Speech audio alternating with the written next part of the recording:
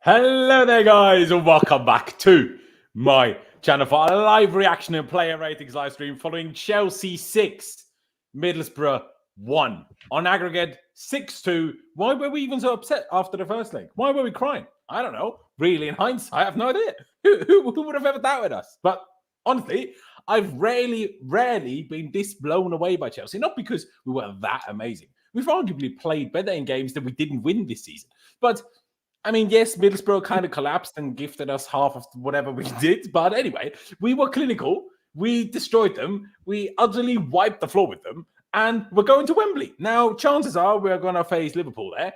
And we know how that went the last few times. But obviously, it's also a chance for revenge. So, hey, when you look at it the way the last 2 years have gone, the fact that we're back in a cup final, us, with how everything that's happening at Chelsea, it's kind of crazy, and it makes me feel good. Makes me feel like as much as they're changing everything at Chelsea, there's still a little bit of Chelsea left. Do you know what I mean? I'm very happy. Pice, I'll start with you. First of all, thank you very, very much for coming back on. Oh, before that, sorry, Pice, I need to say my apologies, ladies and gentlemen, for basically no streams the last few weeks because I am moving, and I'm moving house, and it's a lot of work and a lot of effort.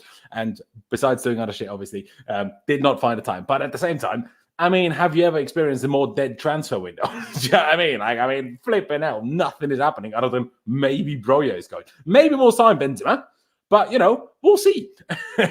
We will see. Pice, now coming to you. Thank you, first and foremost, for coming on. I appreciate it very much. Hey, be honest with me. How much money would you have put on us winning this game 6-1 before the game? Because, mate, I don't think you could have threatened to kill me, and I still might not have put money on this result. Like, that's mental. Yeah, it's funny, actually. My dad told me earlier today, I asked him about the game tonight, and he said, I think we're going to win 4-0 this morning. And I was like, yeah, no, you're on drugs. Like, you're taking the piss. Like, there's no way we're scoring 4 goals. And then we scored 6. So, yeah, I mean, tonight it was good because we were clinical. And obviously Middlesbrough definitely lost their heads after, not too long. But to be honest with you, like, I'm just happy that we've scored 6 goals and we made it a professional job, and that we can hopefully take confidence into this. Like, we've got another very important cup game against Villa on Friday. It's the FA Cup is bigger than the Carabao Cup, but they're both still domestic trophies that I want to win. I want to get to both of these finals. We got to one, so yeah. I mean, it was a weird game, to be honest, because like a lot of other people were saying this. I don't know if you agree, but I don't actually think we played like amazing, to be honest with you. Like, if you see the scoreline, you think, wow, Chelsea absolutely battered them. They were amazing on the ball. Like, we had amazing football. That wasn't really the case. We created chances and we finished them. And I think, like, we've had a lot of games this season where we've argued, well, we've played better. I know for a fact we've played better, but we lose or, we draw 0-0. And it's like, it's weird how we can play, like, worse and win 6-1. I don't understand. Obviously, the level of the opposition is there, but at the end of the day, we needed to do a job tonight, and we done it and some. So you can't complain, really. No, I completely agree. Like you said, we've certainly played better. The way I need to look at the stats, but in particular, the first half, it didn't even feel like we had the ball that much. Obviously, we probably still had it more than Middlesbrough. I'm aware of that. But in terms of, like, I don't know, it just felt like Middlesbrough had the ball quite a lot. They were trying to pass it out from the back. Now, that's how some of our goals happened, because they failed to pass out from the back properly. But Yeah, you're absolutely right. It was kind of a bit strange, and there was a lot of people talking about, like even John Terry tweeted, like, bit slow here. People were questioning, should Enzo be playing this high up? You know, the whole basically Chilwell at the beginning of the game playing as like inverted winger, almost like a second striker, where Mudryk was hugging the touchline, never seeing the ball. And then as soon as we scored the 1-0, Chilwell was all of a sudden staying back, but it didn't really change anything in terms of us, you know, still getting a second goal. And really, once that second goal went in, it wasn't completely done yet. Obviously, the third goal is what really sealed it, in my opinion. But that 2-0 kind of killed Middlesbrough off, if you ask me. Dimitar, first of all, thank you for joining us once again. 6-1 in the semi-final. I know it's a lesser, you know, lower league opposition. But honestly, I expected much, much more difficult today. And a few people in the chat have already said it as well. Middlesbrough were really, really poor today, like in every way. Like the amount of mistakes they made, because I also don't really know what Carrick was doing. I understand we scored fairly early, but still, like, you went into this game leading. Why didn't you just park the bus to save your lives? Like, I don't understand. Like, surely that was their best way of getting something out of this. Not trying to play out the back. But hey, they did what they did. We won 6-1. We're through to the cup final. You'll take it. What was your quick assessment of what you saw today? Because I was also completely shocked by how many goals we scored, but and also I was a little bit shocked how not well we played, because I can't say bad, but we didn't play good. I spent the entire second half thinking, what am I going to say to not to make it sound like I'm complaining, but we really did not play that well. Middlesbrough made a lot of mistakes, and they really lost their heads even after 1-0, I think, because in the first 15 minutes we could clearly see that we were trying to circle them in their own half, and that's why Mudryk was playing further back, because he likes to run with the ball at his feet. And after we got that goal, it's like the tactics completely changed, and they just lost their heads, even in the 15th minute. I mean, it was really early. I agree. I agree. But it was very odd. It was very odd. Like you said, it's almost like weird, because we scored 6 goals, we won 6-1, and it's almost weird to sit here and saying, like, yeah, it was like we weren't bad, but we certainly played a lot better. And I mean, NX, I haven't checked it myself, but I assume he's not lying. And he says 6 shots on target, 6 goals. Unheard of. Now, mind you, one of our goals was an own goal, so that means one of our 6 shots on target wasn't a goal. I think also Madueke's goal is kind of an own goal, because the player shoots it right. Did they give it to him? I don't know who they gave it to, I guess. They should do it. It was going in on the replay. I think so. That's why I think they gave it to him. But obviously, you're right in a way. You are. Yeah, okay, right. Yeah, they gave it to Madueke, yeah. There you go. Fair enough. Let me bring up the lineup, because obviously there was a few changes in there today compared to what we often see. Malagusto, unfortunately, now injured, because our manager decided to play him every game and every minute of every game straight after coming back from injury. And now, guess what? He has muscle overload and is not fully injured, maybe, but certainly not fit. And God knows when he's going to be back. He didn't train all week, so it's not like he only missed like a day and now can't play today. So that meant we didn't have a right back again. Brilliant. But Ben Chilwell was seemingly fit to start, not for the whole 90 minutes, but still fit to start. So we at least had a proper left back. Coble played at centre back, which was brilliant and fantastic. And Thiago Silva and Axel Disasi, you know, the right-hand side of the defense. Disasi, honestly, even aside from his goal, good game until that goal we conceded, because what is he doing? But the goal, I don't know, he turned into Rudiger personified. It was absolutely crazy. But then, I'm not sure if you boys agree, but for me at least, it was quite evidently more of a 4-3-3 than it was a 4-2-3-1, and it wasn't like Palmer as a 10, because Palmer was quite clearly off the half right and Enzo was quite clearly off the half left, but they were like, we were essentially playing like this half the time, except that Mudryk was out here, then Chilwell was like here. But aside from that, Enzo and Palmer were very high. Enzo then dropped deep to pull defenders out, obviously. But for me at least, it was quite clearly a 4-3-3. Gallagher obviously dropped, whatever you want to call it, benched today. Still came off the bench and got himself 2 assists, so fair play, I suppose.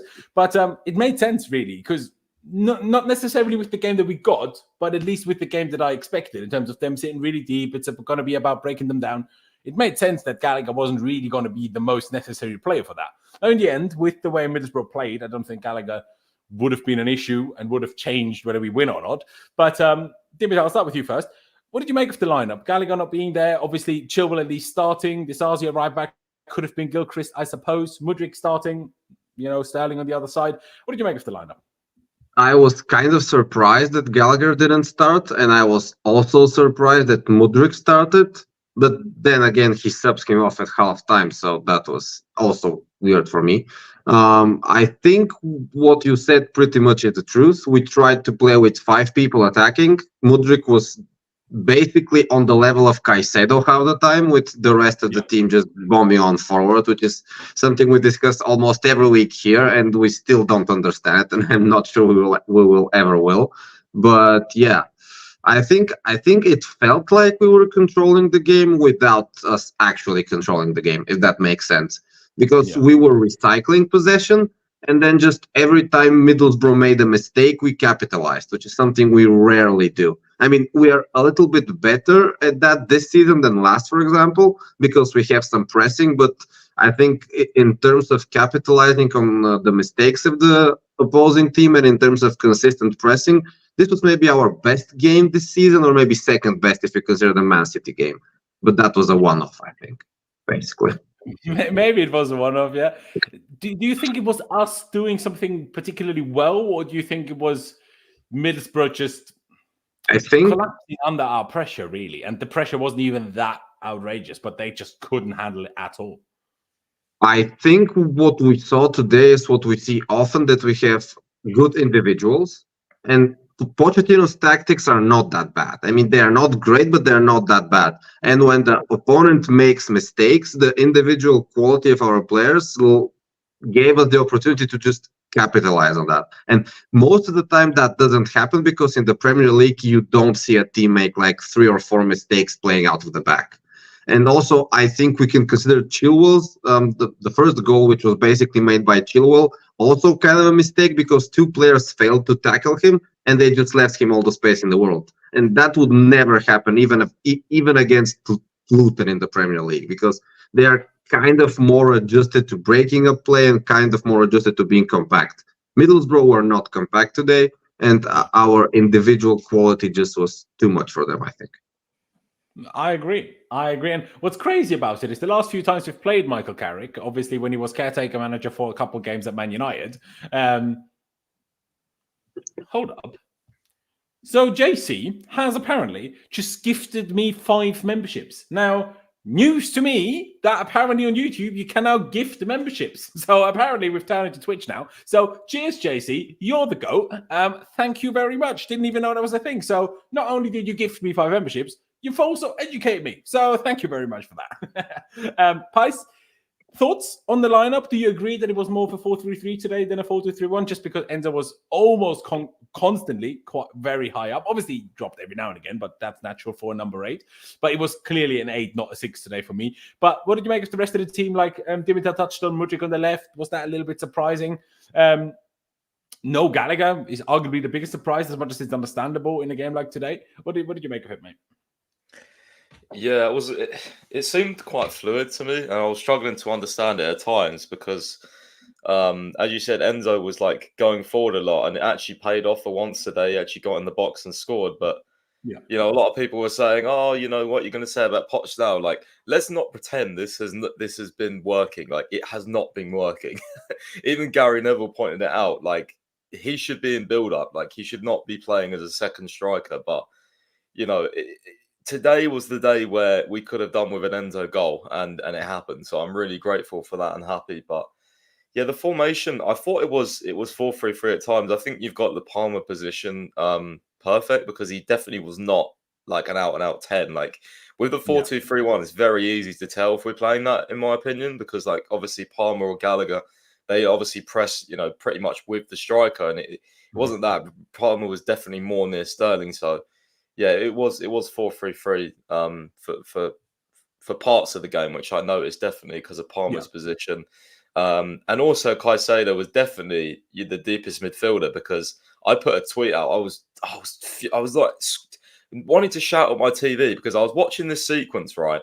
I'll see if I can record it back and send it to you later. But it was about 23, 25 minutes. It was about 3 minutes, right, where we just passed the ball side to side through the centre backs, and so Silva would play it to Cole would play it to Silva.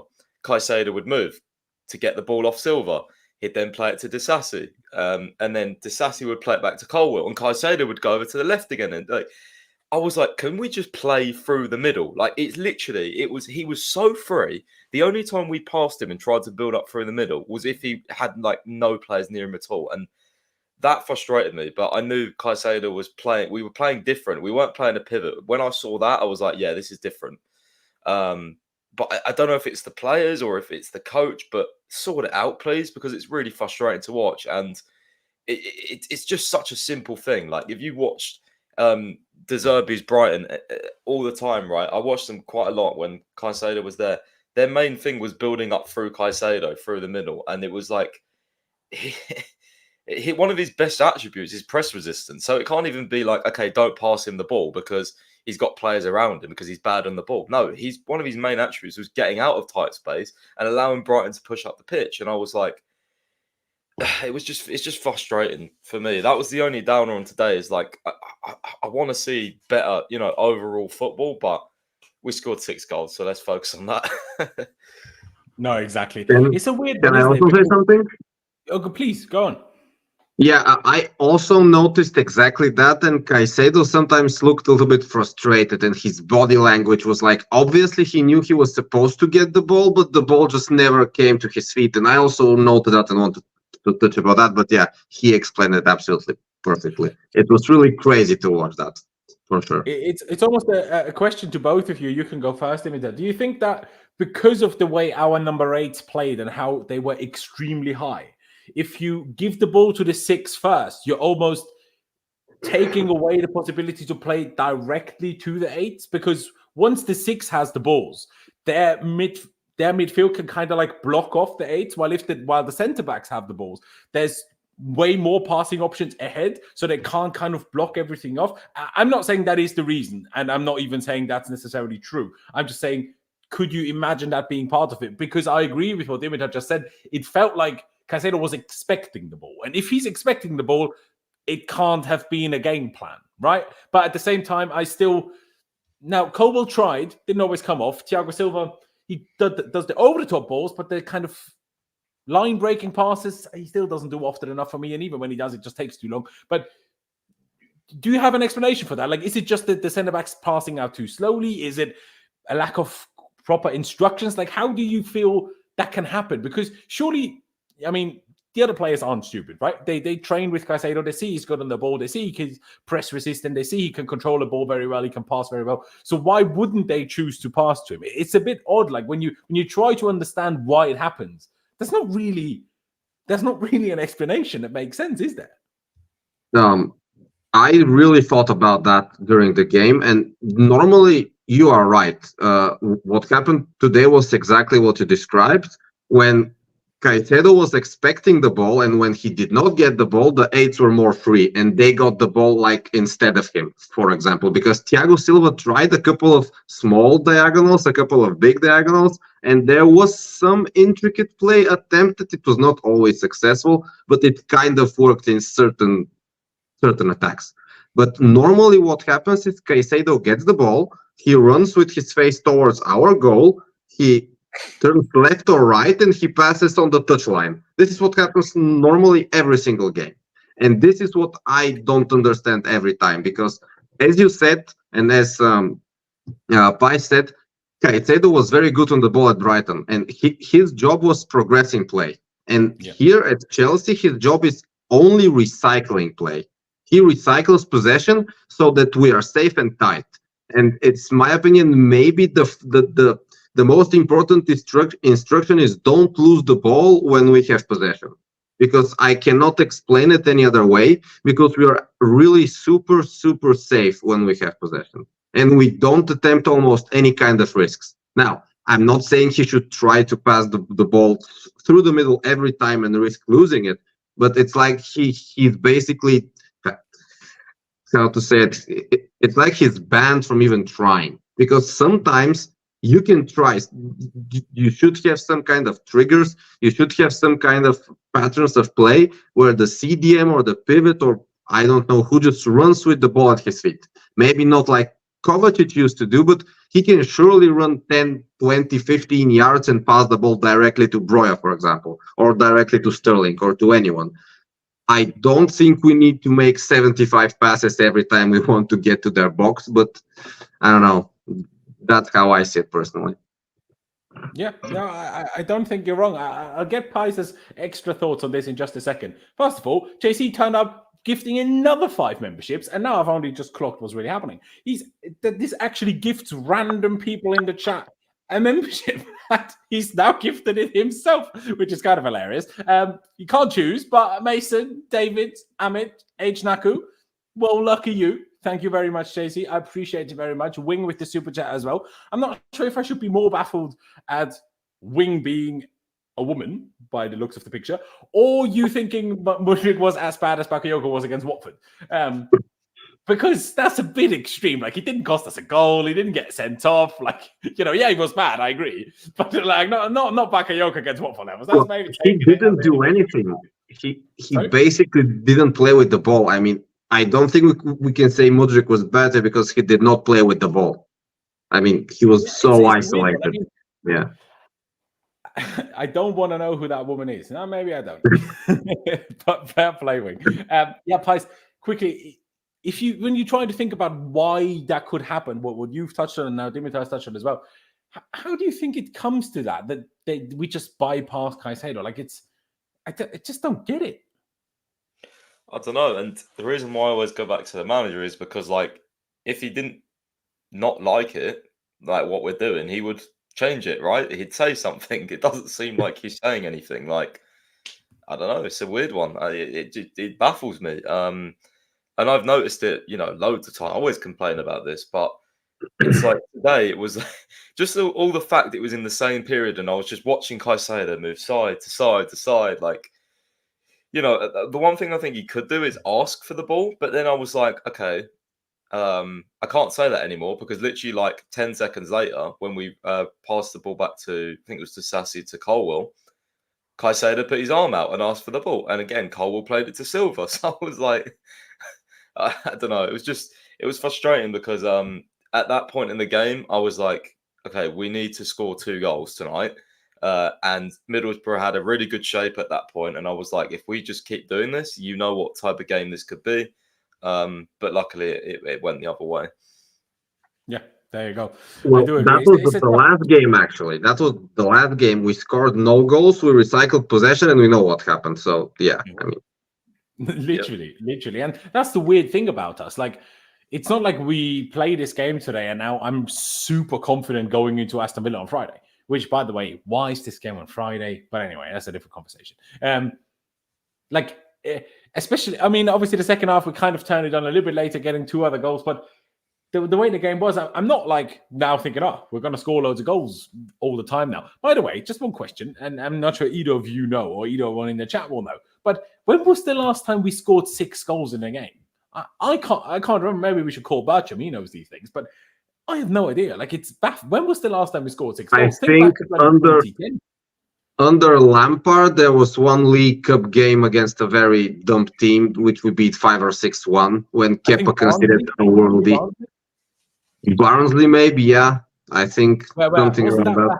Scored his hat trick on basically like his first goals was a hat trick in a cup. Yeah, maybe that could may have well been it.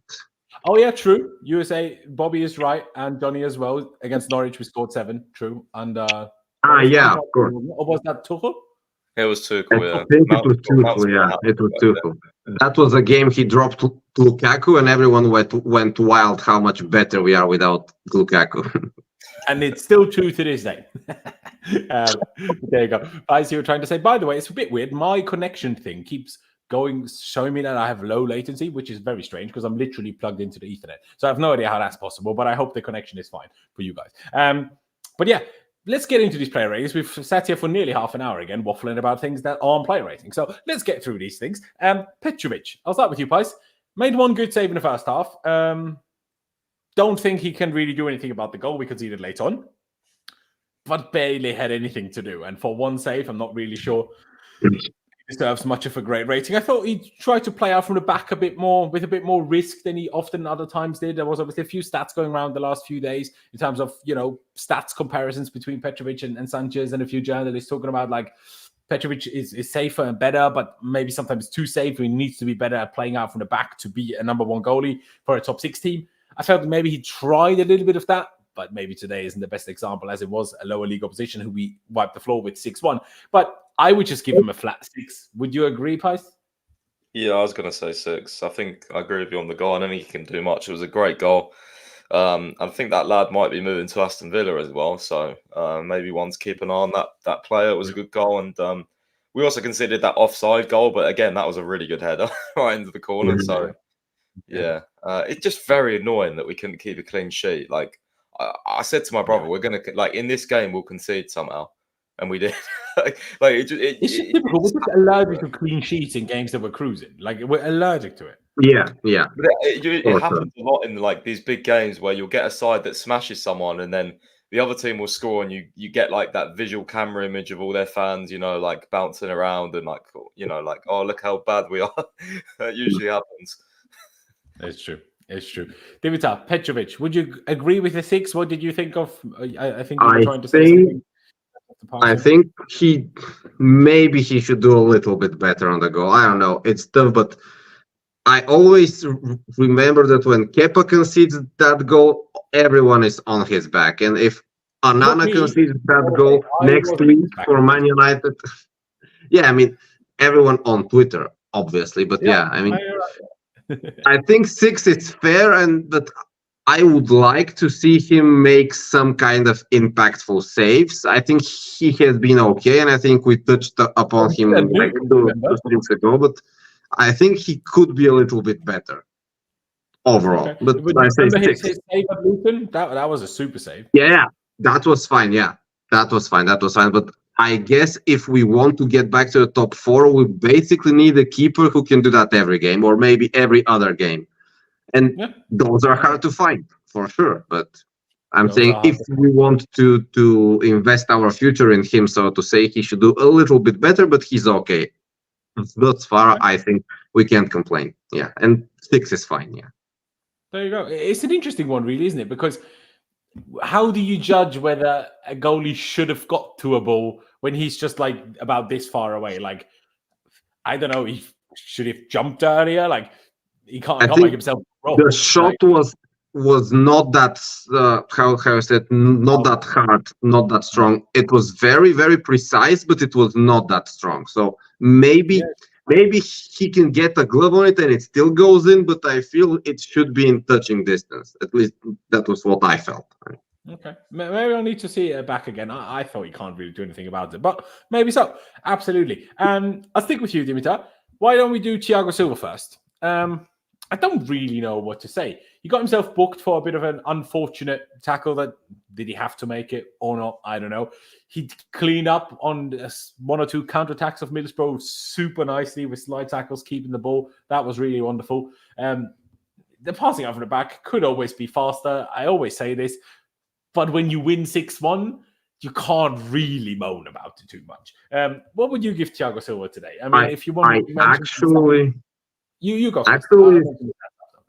Actually, I think he was a little bit better today at passing the ball from the back than usual. I think he was a bit faster than usual, because normally I agree, he stops, he looks, he changes direction 2-3 times and then he makes the pass. But I think today he was a little bit faster, and I think his passes were great. And his passes and Colwell's passes were basically how we got past the midfield. Because, as we mentioned, Caicedo was basically non-existent there.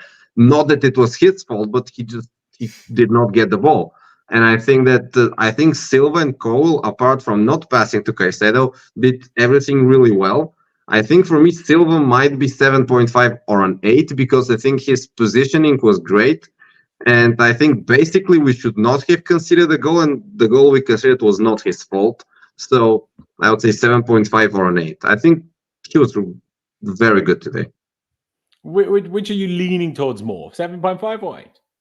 Well, it depends if you think he should pass to Caicedo, or because I think like we touched, it should be in the tactical build-up that we passed to Caicedo, but they did not. So kind of, I'm not sure why they don't. And is that something that like they thought on themselves with Cole? Let's be more safe, or Poch said, lads, if you're not sure, just make the safe pass. I don't know, but okay, maybe 7.5 then.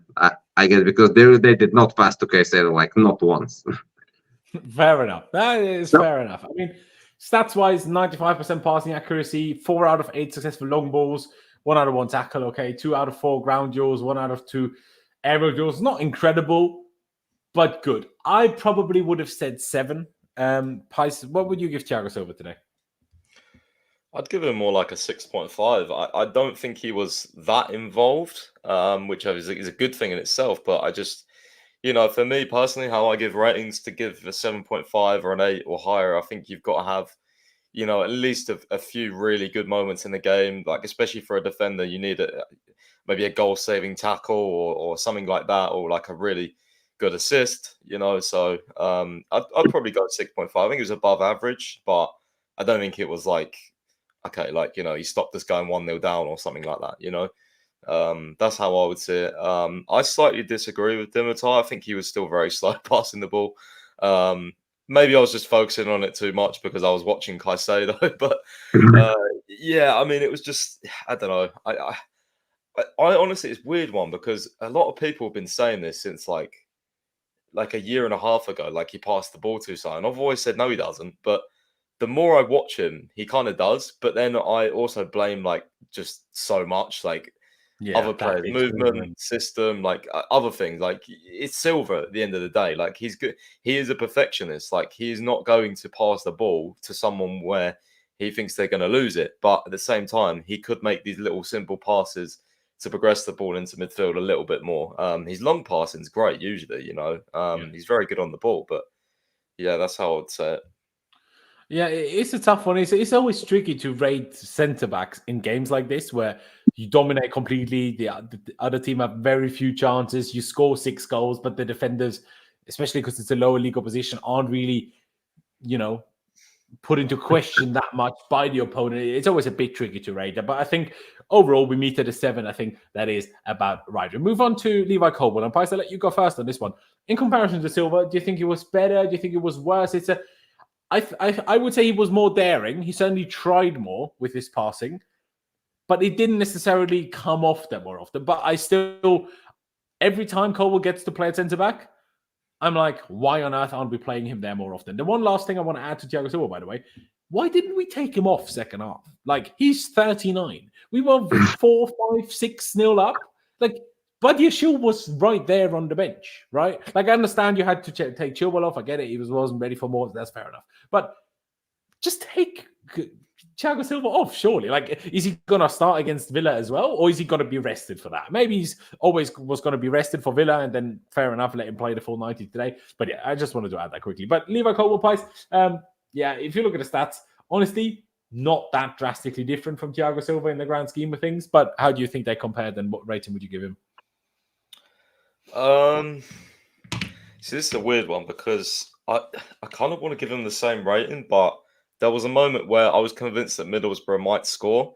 I can't remember what the score was, but it was like, when the ball like ricocheted off, was it Silva? And then like he had some mad pace coming across. Like maybe he's quicker, just not at left back. When he's a big guy. So like at left back, you're up against wingers, so you're gonna look not as hard.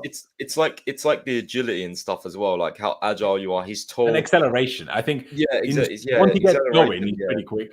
Yeah, and the sprint speed, like when he gets to top speed, he looked bloody rapid coming across. I was like, bloody hell. But I for a second thought it was Chilwell, and that's how quick he looks. yeah. So I'll go. No, I'm still going to go 6.5 just because I think defensively we weren't tested enough, but that was a good moment from him. No, fair dues. That is fair. Dimitar, you gave Thiago Silva a 7.5, nearly gave him an 8 as well. In comparison to that with Levi Colwill, do you think he was about as good? Do you think it was better? Do you think it was worse? What would you give Levi? I think both of them basically did what they have to do. And I just want to say something about Thiago Silva very short. I normally agree with Pai that if a defender does not do anything game-breaking, so to say, you should not give him a high rating. But I think that today, both him and Cole, they did what they had to do. And a lot of the time, recycling possession actually led to us creating chances or pressuring the opponent, which doesn't normally happen. Normally, we just endlessly recycle, endlessly pass from the left touchline to the right touchline to the center to the left again. So I think today maybe they hit 10% more intent going forward than usual. And I also agree, Thiago it is a bit slow on the passes, but today, at least for me, maybe it felt a little bit faster because just maybe the Middlesbrough players are also very slow because they're in the middle of a championship. So that may have played a role for sure. But I kind of think they did well. And especially both of them, they had maybe 0.1% fault for the goal. So I would say maybe 7 or 7.5 again, because I really don't see how we can't mark them up for defending because they didn't do they had no defense to do. But I think what they did was play the ball well. They kept it safe, and basically Middlesbrough had no chances. We also have to mention that we eliminated Middlesbrough's possibility of scoring a goal completely, like until the last 10 minutes when the game was over. In the first half, and then the offside goal and their goal, that's it. Yeah, and the offside goal was at 5 or 6-0. So at that point, it's normal that sadly you lose a bit of concentration. But I think they did well. I would say maybe if we gave Thiago Silva 7 would also be fair for Cole, because, like I said, at the end of the day, they did their job. So yeah, I am maybe slightly tempted to give him a little bit higher than Thiago, because I feel he just passed us quick, and I don't want to let that go unmentioned, if that makes sense. So I almost want to say 7.5, even if 7.5 feels a tad high. But if you said 7, I think I'll just go with the 7 as well. And overall, we sit at the 7 for both of them. Maybe for me, Cole would be slightly higher, but I think it's about right. You were trying to say, go on? Yeah, you know what's funny about this? I spoke to Felix Johnson about this, because obviously he watched Colwell for ages, academy-wise, and even for the England, was it under 21s when they won the tournament? I thought he was taking so long on the ball, and apparently he does it on purpose, obviously to try and bait the opposition press in. And when I was watching Brighton, Felix was like, "Okay, just watch Brighton and watch Colwell, so he'll like stand on the ball, wait, and then what he did was basically play it into Caicedo, and Caicedo would beat the opposition press, and that's how they played, and it worked every single time. So it's funny that we have that relationship on the pitch here, and we're not seeing that. It's very interesting. Yeah, I mean, while Cole is at left back, and obviously often Caicedo is in a double pivot and then on the right side, so they're kind of far away from each other. But Cole was centre back today, and Caicedo was a lone 6 today. So you're right. Why they don't do it more, I don't know. Let's get to Axel Disasi. And my God, what a goal! What a run! What a finish! What a guy! Like, I've been critical of him a few times, not necessarily because I think he's bad, but because I don't think he's much better, if at all better, than Chalobah. And I'm like, why did we need to sign him then? But him on its own, what I like about him, he seems very into it. And I know I'm a little bit of a passion merchant. I know some people like it, some people don't. I like it. So I like that he's a bit of a passion merchant, I'll be honest. But yeah, great goal. I'm not sure about how much should I deduct of him for that goal we conceded, because it's obviously Gallagher gives the ball away. I get that. But someone giving a ball away in the middle of the pitch does not mean it should result in a goal, and then you blame first and foremost the person that gives the ball away. That's why you have defenders behind you. If you instantly, blame the guy that gives the ball away, then you might as well never turn up with a defense in the first place. Do you know what I mean? So for me, that was certainly mostly on Disasi. But other than that, I thought he was very good. He got himself involved in attack. Really, really good. He also kind of assisted. Which goal did he assist? The second one. The second one for Enzo, wasn't it? Yeah. There you go. So that was Disasi as well. I nearly even forgot about that. Bloody hell. Okay, with that, remembering that he scored and assisted, I will give him an 8.5 because he messed up for the goal that we conceded. As much as it didn't matter, I know. Still feel like I can't give him a 9. Maybe I should, but I'll say 8.5 for now. Dimitar, would you go along with that? Is it too high? What do you reckon? If the goal was not conceded, a 9 would be fine. I think he really played well today, and he played a little bit further forward than he normally plays as a right back, because when he's a right back normally we had Malo Gusto on the left, and we know how Malo Gusto likes to bomb forward. So today it was a little bit more balanced, when sometimes Disasi was forward, sometimes Chilwell was forward. So I think he did well, and I think someone said it on Twitter, he's playing like prime Cafu. And for parts of the second half, it really looked like that. I mean, he was trying to make these 1-2s with Sterling. He was trying to get in the box with the ball. He was on the end of attacks. He almost scored another goal. So in attack, he was really maybe the best we have ever seen from him, and maybe the best we will ever see from him. But that goal was poor. I mean, if you want to be a Chelsea starting center back or right back or any kind of player, you cannot be beat like that by a championship player. And I know that lad is good, and I know he's, I think, the top scorer of the Carabao Cup. But come on, we should not be conceding that goal for sure. I mean, so maybe 8 or 8.5, I would say. But yeah, forward, phenomenal. Defensive, he should have done better, for sure. Okay. I hear that. I actually hear that. I think it's valid. I actually do. Pice, I said 8.5. That means I kind of went along with it. Would you go along with it too? Do you think it deserves more? What do you think? I'll probably go for an 8, I think. Amazing goal. Reminds me so much of Rudiger, how he won the ball high up, went on that run. And yeah, it was a great finish as well. I was saying to play him up front because he finished better than our strikers. Like, you know, first time across the box as well. It's not easy. It looks easy. Because no, it was phenomenal. Phenomenal. It was a really good finish. And funny enough, Palmer played a great ball into the box in the second half, and he completely missed the ball. So I was like, okay, maybe don't play him up front then, back to normal service. But yeah, I mean, that's one of those goals you'll look back on and in the archives, and you'll be like, did he actually score that goal? You know what I mean? Like it was a and like he nearly scored a second one too. Yeah. Yeah, I'll probably go with an 8 for Disasi, I think. Do you reckon a goal and an assist for a centre back playing out of position at right back? I think 8 is a bit hard for that. I'll be honest. Even if he should have done better for the goal, but fair dues. You know, everyone has their own ratings. Dimitar did ever so slightly go for the 8.5, so that's what we're gonna leave on screen. We move over to Ben Chilwell, and I almost want to give him a little round of applause. And not, he was very good today, and we'll get into his rating. But what impressed me most is that maybe it's simplifying things a little bit too much. But Dimitar touched on it, you know, there seemed to be just a bit more structure. There seemed to be a bit more logic in balance. Exactly. It's just balance. And also how the defensive shape moved. When he was up the pitch, he made sure that Mudryk was behind him. When he got back, he made sure he got back properly. I thought he was brilliant. He sets up the first goal.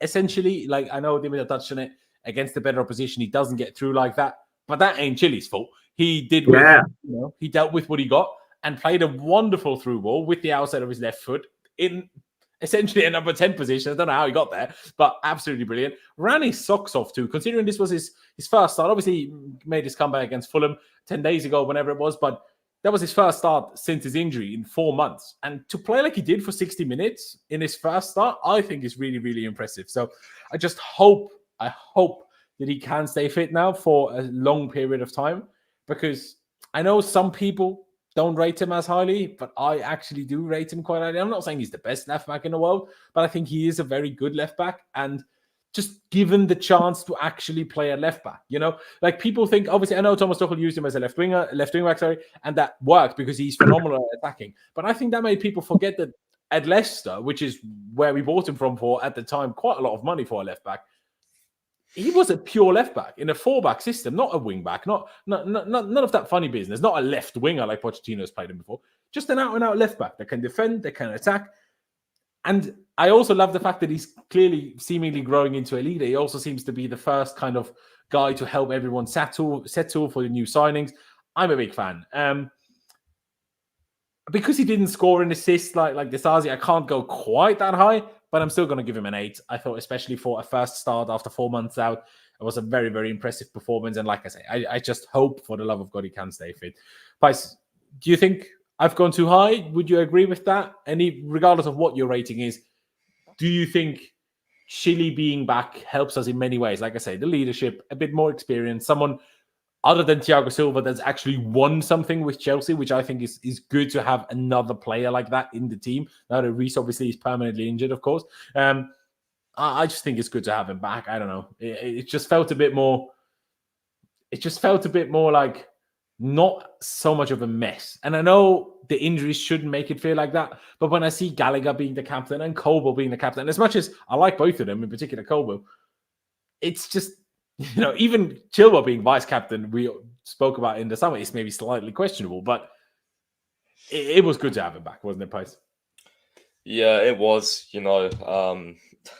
I'm not the biggest Chilwell fan, but he was great tonight. He was really good, and it just looked so much more natural. It just looked better. Like it was like I don't know. It's like you have like you drink a drink that you kind of like, but you have something after that. After a few weeks that you think, oh, I've missed that sort of thing. Like I missed the naturalness of Chilwell at left back. I really did. That pass for the goal to Sterling was brilliant. Like, I'm not going to lie, if Enzo played that pass, I'd be like, wow, what a pass. So Yeah. It was a great pass. Like, the vision to play that was great. And you know what I've really enjoyed tonight as well, which not a lot of people I've seen have been tweeting, was those late runs from Chilwell into the box, like where he nearly scored a header.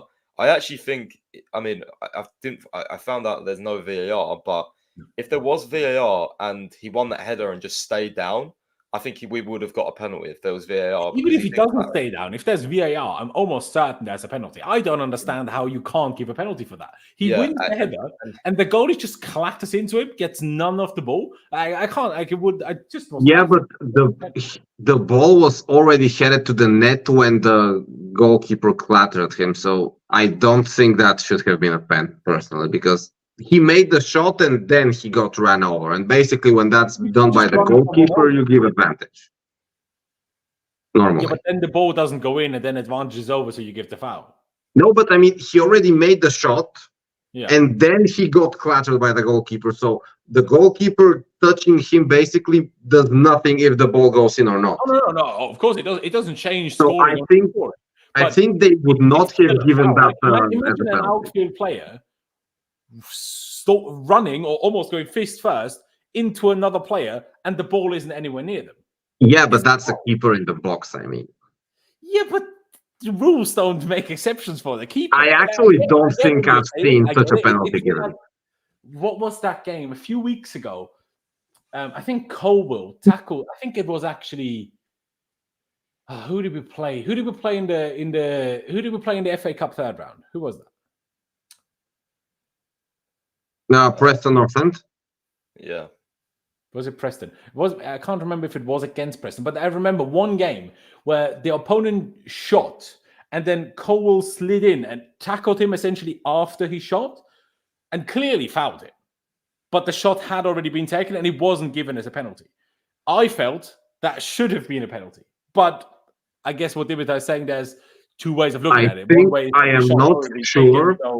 Yeah. But I think in the rule book that may be explicitly stated that sometimes maybe I think actually you can get a card for that if you hurt the opponent, but that should not be a penalty. I think I've read something funny like that in the rules, and maybe if someone in the chat knows, they can correct me. But I think if the shot is already made, you can't get a penalty for making a foul. I mean, maybe you can get sent off if you punch him in the face, but that's not going to be a penalty if he's already shot the ball. Yeah, it's a weird one. I felt it was a pen. I guess Dimitar didn't, so that makes it, I suppose, not a clear and obvious error if people have different opinions, I suppose. But there you go. Pies, just finish off for me. What rating did you give Chile, or did you say one? I was going to go with an 8 because I did notice some rustiness defensively. There was a couple of times where he had no idea where there was a player literally right next to him.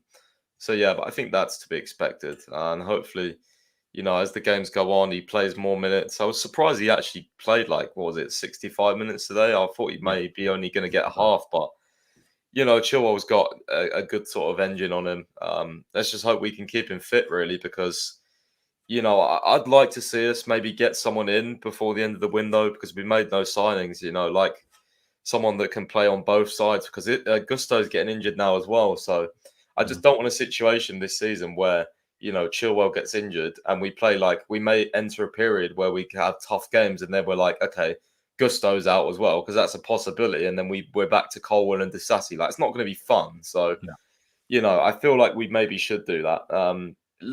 Also because Chilwell, and obviously, I mean, we have Cucurella, but I don't think Cucurella is going to be here much longer.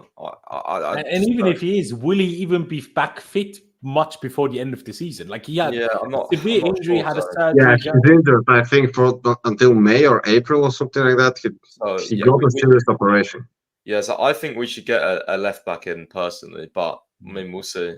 I don't want Cole there again. I mean, it's just like, come on, can we just develop him in his position? It's so ridiculous. Like, Ian Martin is the perfect backup left back.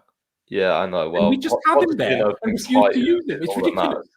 And now he starts every game for Dortmund. Already has an assist. Now I know they played some quite poor Bundesliga teams. I get that, but we played lower league oppositions, and he still didn't use Martin. So you can't use that. It was a bad team in the Bundesliga. It doesn't matter. Do you know what I mean? But yeah, an 8 from myself, an 8 from Pice. Dimitar, before I go to you, just to read out a few stats: 5 out of 7 ground duels, one aerial duel that he was in. Completed 2 out of 3 dribbles, had a passing accuracy of 95%, so 38 out of 40 passes he completed, which is very good. Accurate crosses is 0 out of 3, so maybe a bit of work on that, I suppose. But these are strong stats. Would you go along with an 8? Would you go a bit higher, a bit lower? I think he deserves higher because, like we said, he came back from a tough injury. It's his first start in months, and he was perfect. I think those late runs, seeing him on the ball, attacking the opposition final third, just brings joy to me. And normally, I'm not his biggest fan because I think defensively, he's not that good. He's agile. That's what I would give him. He's very agile and has good positioning, but I don't think on one-on-ones he's any better than Marcos Alonso was. That's another story. But in the opposition third, he was phenomenal. I mean, he really was.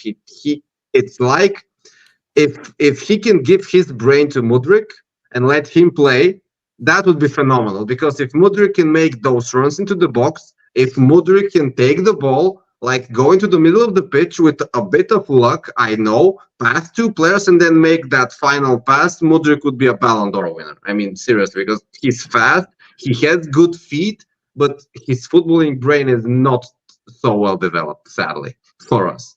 Like, Chilwell is very intelligent. That I think no one can refute that. I mean, it doesn't matter if you like him or not. He's very intelligent on the ball, for sure. No, I agree. I agree with that completely. You said you would even give him higher. How high would you give him?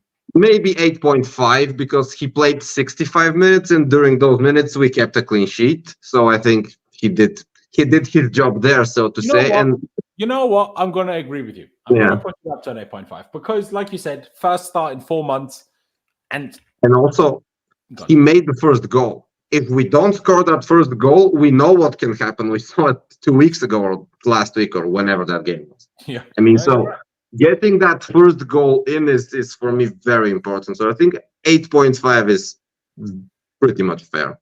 Yeah, there you go. I agree. Let's move on up to Caicedo. We spoke a lot about him not getting the ball. I want to underline that, by the way. He had 30 passes, 28 of which successful. That's exactly 10 less of both successful and attempted than Ben Chilwell. And he played 7 minutes longer. That's insane.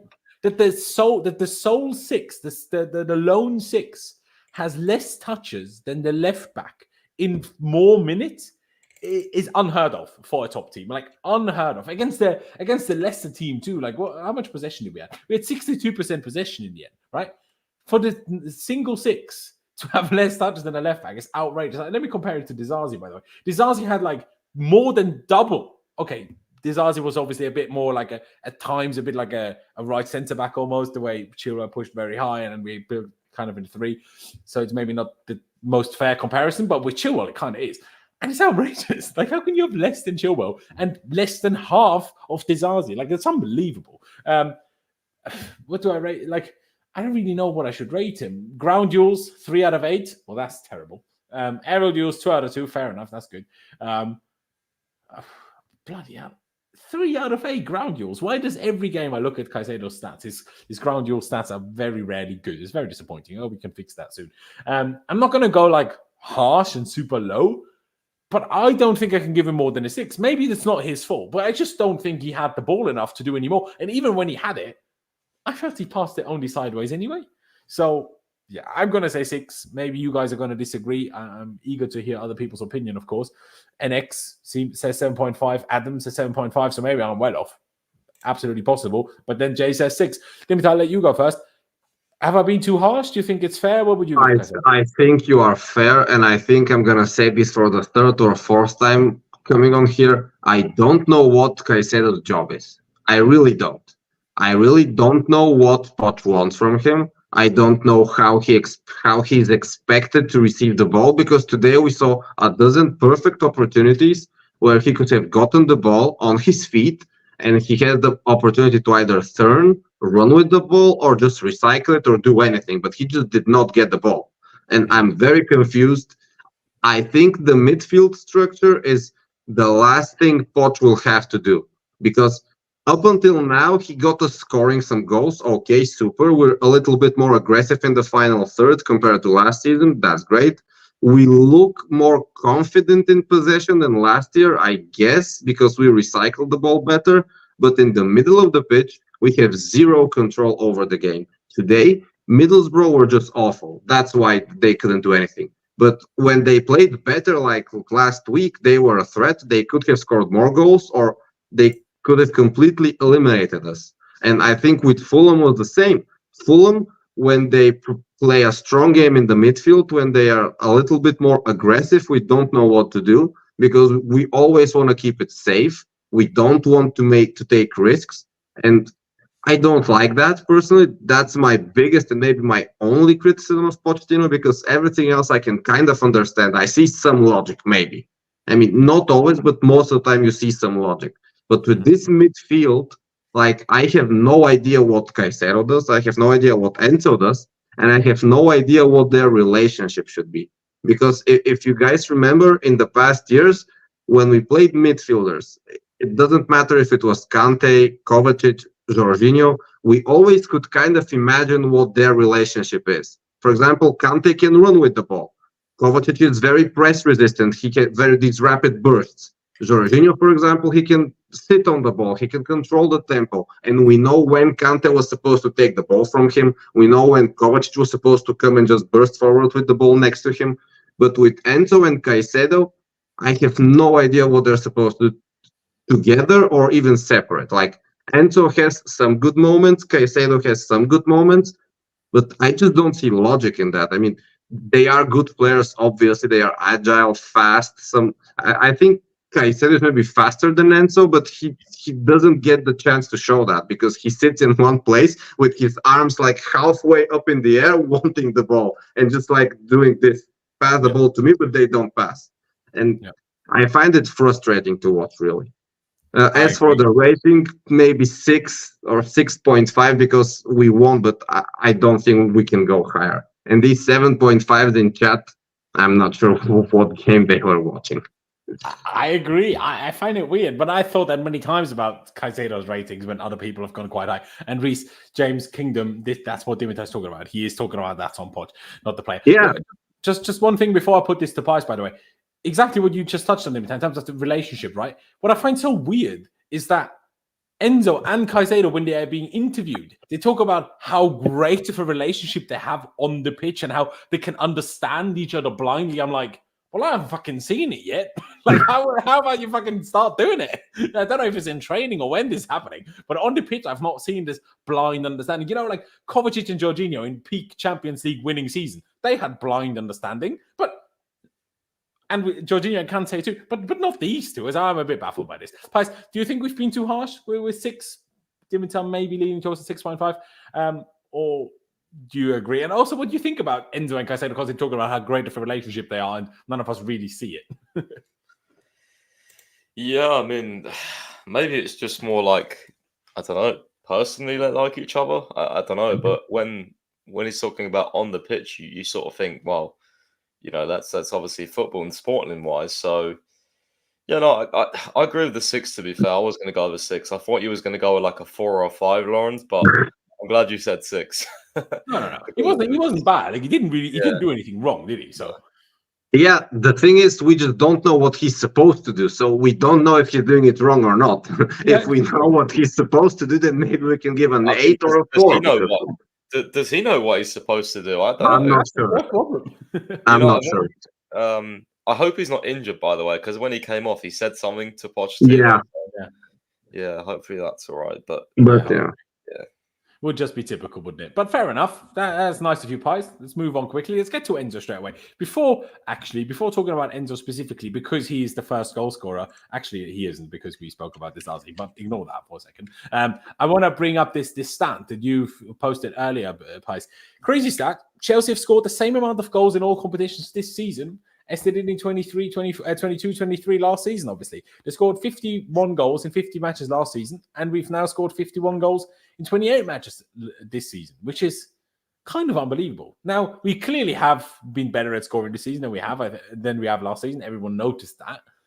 But it's crazy quite how different it is, because now 28 games compared to the 50 last season, where we're still 22 games off matching the same number of games. And we have already the same amount of goals. It's kind of crazy. It is kind of crazy. But, I mean, I'll start with you first, Pies. What do you put that down to? Is it just all of these new players slowly also gelling a little bit? Obviously, last season we had a lot of players that wanted to leave, that knew they would be sold regardless of whether they wanted to or not. So that obviously the whole levels of effort were a bit questionable, towards as the season progressed, shall I say, right? And then obviously the last bit on the Lampard was just a whole calamity, really, and we barely scored a single goal. So is this as good as it sounds, or is it, because you and me, Pies, we both kind of want Poch gone, because we see a lot of flaws in what's happening. But then you see a stat like this, and you see how we're like 4 points of 6th, which is still not great, but still not as bad as maybe in our minds it often is, the way the season has gone. What do you think when you read this? Like, doesn't it baffle you? Like, how can this season be, in this case, so much better than last season? It doesn't feel like that to me. No, I mean, when I read this stat, I was like, were we like, is this just last season's absolute horror show, or like, are we better than I think? But then I'm like, no, because I know what I see with my own eyes. Like, I've had a lot of painful watches this season. Yeah. And things that I don't like from Poch, but I think honestly we got better players. Like, we did sign some good players. We cleared out a lot of players as well that, in attacking areas that I didn't think were good. Obviously we had Joao Felix, who I like, but wasn't a goal scorer. So, no. And you make a good point about the sort of how long we had Lampard for as well. That was just shocking. Like, let's be honest, the players were just like, I don't even know what last season was. I was going to say a vibe, but it wasn't a vibe, because vibe is just it was a bad vibe. Yeah, it was terrible. They were playing because they had to play. It was like if they could opt out of not playing, they would have done. Yeah, so but that's what I mean, right? Like, we had a manager they knew would leave, and then we had a large majority of players that also knew would leave. So I agree on this. We think anyone would be trying. Do you know what I mean? I agree on this comment as well, and it worries me because I have heard, a lot about like how like, I don't know, I'm not sure about the ownership, but I guess like constantly saying, oh, we're progressing and that sort of thing, and it's like the benchmark is not last season. Yeah. Like, if we finish 6th under Pochettino and we win the cup, I will give him another season. Fine, because at that point, I agree. He's finished higher than I thought he would, and also we won a trophy. So, what if he finishes 6th and doesn't win a cup? I think it would depend. But loses in the final. Do you know what I mean? Yeah, I was just going to say it will depend on about what we see towards the second half of the season. Like, do we see the same things in terms of build-up play? Do we see the same things in terms of in-game management, where sometimes he makes like the most stupidest sub, but other times he makes subs that make an impact? Like, do we still see all these inconsistencies? Do we see, like these weird ass lineups with players out of position. Like, how does he use Nkunku? Like, how does he, you know what I mean? Like, there's so much to it. There's so much to what a manager does. And I think you have to paint an overall picture. And for me, the overall picture right now, he's doing way too much, which I think is affecting us. If he changes that, then okay, you got something to then think about, because he is the thing that I don't understand is he is such an experienced manager, a coach, and I know Potter was it as well, but Pochettino's been at PSG, and Spurs are a bigger club than Brighton. Like, I just don't understand how things have gone so badly with him, in a sense. Like, that so far this season, like, it's felt like a really rough ride. And again, I go back to pre-season. Why was pre-season so good? I was so like looking forward to this season. The first game against Liverpool, I thought we were brilliant. Like, it's just gone downhill until then. Yeah, we have injuries, and been using that 3-2-5 system, and people were saying, well, he's been changing that, but I don't really understand why it's gone so sort of downhill to a point where fans are pretty much consensively saying we don't want this manager anymore. Like, this is not like a divide like we had with Potter. Even with Potter, which is it's kind of worrying in itself, that the fact that Potter had so many defenders, right, and we were worse. So I don't really know how to judge this season at the moment, because, like you said, 4 points off sixth. Okay, sixth is not our target, but sixth is better than 8th or 10th. Like, do you get Europa League for that? I'm pretty sure you do. So it's not bad in a transition season, but I mean, we'll see. We'll see. There's so much to it. You can talk about Poch and everything for like 3 hours straight, and you probably wouldn't come. The answer you'd come to is like, give it time. But it's not like a give it time PR brief where they're just saying it because, like they blindly believe in Poch or whatever. Like, no, actually, like, we have to physically give it time. You know what I mean? Like, we just have to as fans. Yeah, no, I agree. Dimit, I would love to let you speak on this as well, but we need to finish this up at some point. So I'll ask you, let's get to Enzo Fernandez. Scored a goal today, was playing a lot very quickly. Just very quick one, Coach. You guys and a lot of people are frustrated, and that is completely fine. Everyone can have an opinion. I think the most important thing is really we are scoring more goals. And if you make a simple calculation, even in the league, we are scoring 1.66 goals per game. If you take the last 10 years of the Premier League, 8 out of 10 times that 1.666 goals per game gets you top 4. And I'm not saying we're going to get top 4. I'm just saying we're scoring a decent amount of goals, which should get you around 5th, 4th, 6th, for example. So I think that's a good sign. Obviously. Yeah, of course. But I mean, the thing is, last year we scored 39 goals. That's 1 goal a game. And that is why I think last season it was worse, because we were playing better football, but we were not scoring goals. And at the end of the day, football is about scoring goals. So I think if Poch wants to stay long-term, he has to fix the midfield issue. I think he's gotten the attack kind of working. Defense is also kind of working, but midfield is terrible. So that should be his job, I think. Then on Enzo, basically the same thing. We should work on the midfield. We should have a clear idea what his job is. And I'm not saying that if we know what he does, or if we define a clear tactic, it will be 10 times better for Enzo and Caicedo on the pitch. No, it might be worse. But right now, I think they're both isolated, and they have almost zero impact on the games in the build-up play. And I think that should be worked on. It's fine if they meant to have involvement in the build-up play today. He was kind of meant to be part. Yeah, but the thing is that also Enzo, he touched the ball a little bit more. He tried some 1-2s, but I also, every time I see them with the ball, I don't think that their actions can lead up to us challenging in the opposition third, if that makes sense. Because, for example, if you see Kante, if you see Kovacic in their best, you could always know that they can think of something. They can make a 1-2. They can progress a ball in a specific area, which frees up space for another person or stuff like that. Enzo and Caicedo tactically don't look like they know what they're doing. And I know that's on the manager. And like I said, this is what Poch has to do. Because even if he doesn't win a cup, even if we finish 7th or 8th, I think if we see improvement in the midfield, if we see improvement in the £100 million purchases which they made, I think he will keep his job, but I am afraid. What do you define as improvement for £100 million signings?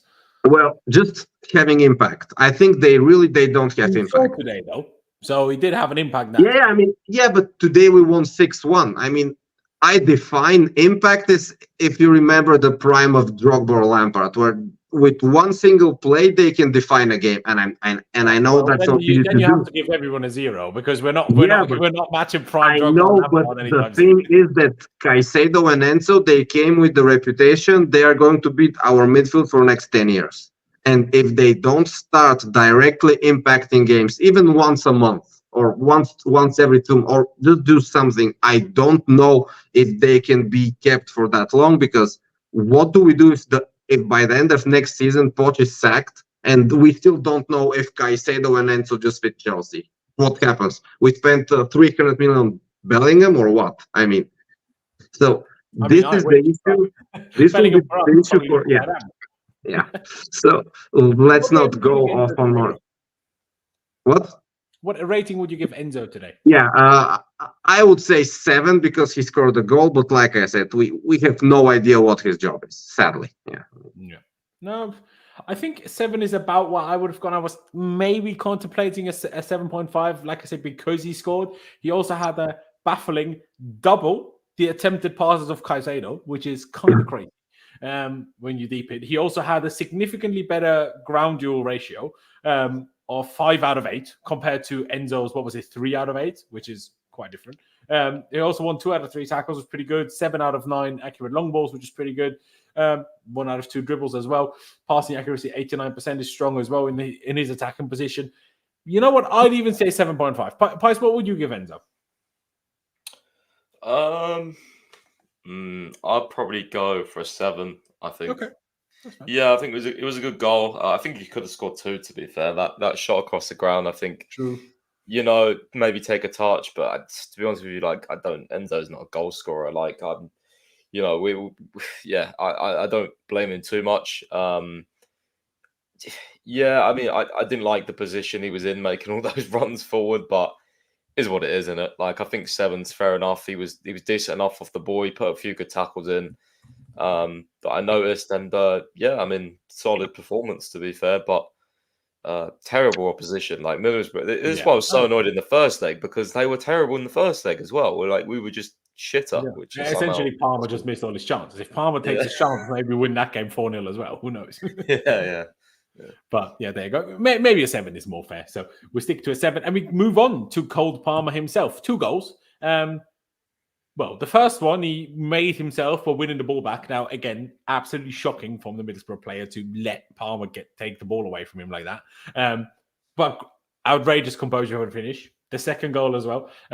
Very good finish from quick reaction was necessary there. He also helped in the build-up for, I think he played the through ball to Sterling when Sterling squared it to Disasi, I think. So he was involved indirectly in that too. I don't think he had his best game outside of his goal involvements. I'm not sure if everybody's going to agree with that, but I felt he had quite a lot of misplaced passes for his standards. But what I love most about him, and this is what he always mentions as the best thing for him at least, about Poch, is that Poch lets him just try. And he's not, like, you remember when it was Pulisic or Hudson-Odoi or so many of these players under Thomas Tuchel, they were almost scared to try things. That's what it felt like, at least. They were so in the structure of the manager, which is good, and he won the Champions League, so fair play. But for Palmer, it's very different. Palmer gets the ball, Palmer tries things. Palmer tries the through ball, Palmer tries to loft it towards the far post, he tries a cross, he tries to dribble. The back heel, by the way, the back heel nutmeg that he pulled off, outrageous. Absolutely outrageous. But yeah, I don't think it was his very best game, but he scored 2 goals, was involved in another indirectly. But I guess I'd gotta give him the same. I don't want to give him a 9. Maybe that's harsh, but I feel like because of who the opposition was and because of how I've seen him play previously, I think 8.5 is maybe fair. Maybe I should go 9. Fair enough. But by that logic, Disasi is a centre back playing a right back, and he also scored and got an assist. Palmer got 2 goals. So should he get higher than Disasi? I don't know. I'll say 8.5. Let's see what you boys say. Pice, go with you first. What would you give Palmer? I will agree with you. I think 8.5 is good because, one, the opposition, and two, I think he wasn't like, and I felt like this about a lot of our players, to be fair. Like, as I said, I don't think we played great as a team, and I don't think he like had that like central involvement that he always does. But again, I mean, it was still even a bit of a different position, to be fair. And he did really well, so he's going to get a high rating. But yeah, I mean, to be fair, the second goal I think probably gives him the high rating because that finish, honestly, it looks easy, but so many players, I can't tell you how many players take a touch there and then shoot. You know, like the only thing I'll say is a better goalie does save that. I don't know. It went across very quickly. It would have been hard to be true, a reaction. but it wasn't still far away from the goalie, I thought anyway. Maybe I need to see it back, but that was at least my initial instinct. I was like, a top goalie saves that. But then again, you could probably say that about many goals that we scored tonight, so fair enough. But yeah, sorry, Pies, I interrupted you. Do you want to finalize a rating already? No, I think 8.5 is good. Very nice. Dimitar, would you go along with that? Do you think we've been too harsh? Yeah, I think basically you guys said what I also think. Not his best game, scored 2 goals, was very composed, very clinical. 8.5 is fine. Very nice. Very nice. If we move on, let's get the bad rating out of the way. I mean, Broja still to come. We'll see what we say about that. But Mudryk, people know I really like him, but that was a stinker. That was a stinker. He didn't do anything. I mean, when I look at his stats, he only had 11 passes. Okay, he only played a half, but still. Apparently had 1 out of 1 successful dribble, which I'm like, I feel like he attempted a lot more and he failed a lot more than that. Yeah, it just wasn't the main issue. Wasn't even. I mean, people say he lost the ball every time he touched it. That's not quite true, but what people are saying. But the main issue is that he just doesn't get the ball. What I saw from him today, there was a few occasions where he like tried to talk to people, like give me the ball. It was a bit even annoyed at not getting it. Maybe he wasn't particularly happy with how he was used today. I will also say Sterling was very good in the first half. We'll get to him in a minute. Second half, you saw Sterling twice. Otherwise, Sterling wasn't even present, I felt anyway. So it's a bit of a left side issue. And I feel like that's an issue we've had for 2 seasons straight now. It doesn't matter whether it's Chilwell, it doesn't matter whether it's Cucurella, it doesn't matter whether it's Colwell, whoever the left winger is, whether it's Sterling. Sterling does a bit better, but he is Sterling, right? At the end of the day, he's scored 150 odd Premier League goals. Like he should be better. It doesn't matter who the left winger is; they struggle, right? And that's the problem. But Mudryk was still poor today. I'm going to give him a 3. Some people probably want to say 0 or 1 or 2. I don't know. I'm going to say 3. But yeah, it was really poor today. There's no joking around it. There's no, getting around the bush really. So yeah, I'll say 3. Dimitar, what would you give Mudryk today, bro? I was actually thinking about 5 because at the end of the day, I think he has the problem which Caicedo has because we don't know what his job is. And I think it's kind of strange because for the right winger, we kind of see what the idea is almost always, regardless of who plays there. But for the left wing, if it's not Sterling, if it's Mudryk, we have no idea what's going on. And I don't think that that's something Mudryk does on his own. I think he's following instructions. I just don't understand why they're different for him, obviously. So I think he didn't do anything wrong. So I would go 5 because I think 3 would imply that he did something wrong. I don't know what he was supposed to do because when Chilwell was bombing forward, Mudryk was tucking in basically at the same line as Caicedo, just on the left. So I think he was doing what he was asked. The thing is, the ball just didn't get to his feet. That's the problem, I think. But I don't know. One main issue is his movement, and I know it could be instruction, but no, his movement sucks. Yeah, Enzo had a bit of a go at him, where Chile and had a bit of a go at him. No, while Mudryk his has movement sucks. Why aren't you giving me the ball? His movement sucks, but what I want to see him, I think ideally we should try to get the ball to his feet at some pace and just let him run. Because Sterling gets that opportunity on the right. I don't know if that just Sterling is just better at creating those chances for him, but once, twice, or 3 times a game, you see Sterling run with the ball at his feet and he tries to do something. It's not always successful, but he tries. And with Mudryk, very often he just can't get into that position. Either he's too way further in the back, or he misses a dribble. Or, I don't know. I also like him, but I think he should improve. But like I said, I think 5. Okay, Personally. fair enough. That's absolutely fine. We'll see what Pi says. It's a tricky one. I want to get back just quickly to this whole his movement thing. Honestly, I watched Mudryk play, and it screams to me he needs coaching. Yeah. And he doesn't seem to be getting it because every game is the same issues. He doesn't really make the runs I want from him. He doesn't get into the box how I think he should. He doesn't receive the ball the way it makes sense for a player like him. It's just all a bit strange. Now, he did get better at some things. His touch certainly got better compared to the beginning or when he joined last January. But in terms of tactically, like he seems to have learned nothing in being here for a year, which is, yeah, you can say it's about him, but I don't think so. He's clearly a hard worker. He's sometimes overdoes it in trying to follow instructions. Maybe that's his issue. Footballing IQ is certainly not as high as it should and needs to be.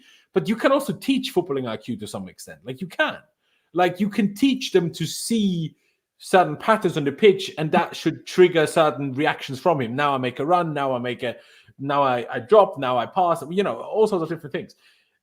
It's not really happening for him. But yeah, he was really, really poor, in my opinion. Really, really poor. I don't know. It's a tough one because he just doesn't get the ball. And when you give a guy the ball 10 times, could he do more? Sure. But if he has a bad day, which he clearly did, and doesn't get the ball a lot, how is he going to get over having a bad day? It's impossible. But Pice, how do you see it? A 3 from me, a 5 from the Invitor? What would you give Mudryk? He was poor today. I don't know. I mean, we've had this debate before about like why doesn't he get the ball? Like it's actually kind of similar for Ukraine as well, which does make me think it's kind of a little bit of a him problem. I'm not saying it's all his fault, but he could try and get himself in the ball on the ball more. Like he could, do more in terms of like not asking for the ball, but also like just going and taking your own sort of like stamp on the game. Like go and get the ball yourself. Like, you know what I mean? Like wingers do that if they're annoyed that they don't get the ball. But maybe he's not annoyed. I don't know. Maybe he's he's fine like that. But yeah, today every time he got the ball, I think the awareness thing as well. Like there was a couple of times where he got the ball and he didn't know it was around him, and they lost the ball because someone was behind him. He didn't scan, is what I'm trying to say. Around him, and that is like the general complaints people have about him. Like his IQ, he needs coaching. He needs, he's raw. All of those things are 100% true. So yeah, I mean, in terms of rating, I'd probably go. I don't know. Probably I'll probably go 5. I think. I did not think that I would be crazy low today when I said 3. I did not see that coming. Well, but keep in mind we won 6-1. I mean, how can you mark a player with 3 when we won 6-1? Like. Yeah, but I'm marking an individual, and he had nothing to do with any of these goals. So, but imagine if I played instead of him, I can guarantee we would not have won 6-1. So maybe he did something right. I mean, yeah, but no offense, Dimitar, but maybe you shouldn't be the standard. But I mean, the thing is, sometimes if you don't do anything wrong, that's also not a bad thing. I mean, I don't know. Yeah, no, it's true. Overall, it still leaves us at a 4, but yeah, maybe I've been too harsh. But I guess some people in the chat think I've been too nice. So make of that what you will. Anyway, Raheem Sterling, I thought a really strong first half. Should have had an assist to Broja, but didn't because Broja messed up the first touch and somehow got saved by an own goal, which was a bit funny. But yeah, there you go. Did get another assist, which was good. Like I said, his second half was very quiet. Like, it's a left side issue for us a little bit. It's very strange. Like, Sterling does better with it because his movement is better. But there's still some fundamental issues that he also has when playing on the left. And it's very odd. But because he had a strong first, kind of got 2 assists, if you will. But, 1 out of 4 dribbles isn't it amazing? 4 out of 11 ground duels is certainly not amazing. There was one amazing tackle when he tracked back and pulled off a slide tackle. That was brilliant. So big ups to him for that. I will give him a 7. I think a 7 is fair. A very good first half, a very quiet and invisible second half until he was subbed off. So I think a 7 is about fair. Would you go along with that, Dimitar? What would you say? I think, yeah, 7 is fine. I think we should also mention that for the second goal, he made a phenomenal back heel pass to Disasi, and then Disasi crossed it for Enzo. So I think that was nice, but you're spot on. He was non-existent in the second half, but I guess when you're leading 4-0 against Middlesbrough and you're Raheem Sterling, you're just not that motivated, I guess. But I think it was one of his better performances because he did not frustrate us. Because Yeah. this time And everything he tried I want was to say that successful. he learned from what happened at Wolves. Because every time he was in a Yeah. position to square the ball today, he squared the ball. So at least, Raheem, you learn from your mistakes. And I appreciate people learning from their mistakes. So I big ups to him for that, I suppose. Did you agree with the 7? Just remind me. Yeah, I think 7's fine. 7's fine. Yeah. Fair dues. Pies, would you go along with a 7 as well? Some people saying 6.5 or 7, 7.5. And X has said that back heel pass for the Enzo goal, of course. What do you reckon? No way, not for me. Okay. Did you not think he had a good first half? I think he did all right. He got the assist, but maybe I just have higher standards for him because of like what he's achieved and stuff. But I don't know. It just frustrates me. Like I felt there's a lot of times where he could have took his man on and he just stalled, and that slowed our play down. You mean today? Yeah. It was a few times when he was on the right hand side where I was like, take your man on more. You know, like I feel like he can do so much more. The problem with Sterling is I've seen him at his best, and it frustrates me because when I watch him, it almost like I don't know whether it's his attitude or like just how inconsistent he is, but he blows hot and cold. But I almost feel like why can't he run at players constantly every game? Because he's got the pace, he's got the fitness to like, you know what I mean? Like for me, I think sometimes it is a little bit easier said than done if the opponent is very deep. Because if you go past one, there's another 2 right behind them. So I'm not even saying, you know, I'm not even saying like run at the opponent, beat them on score or assist, whatever. I'm just literally saying like run down the line, cross the ball, win a corner. You know what I mean? Like sometimes he get the ball and he'll I think he's going to run, and then he thinks oh no, I can't be bothered, and just pass it back. You know what I mean? It's just frustrating. I'll give him honestly, I'll give him a 6. I think because I think his performance overall wasn't that good. Fair enough. You know, I would probably give his second half maybe like a 5, and the first half I think warrants an 8 personally. Yeah, one of my writers on who does player ratings give him a 5 today. So yeah, but he's lost the plot. Hey, each their own. It's fair.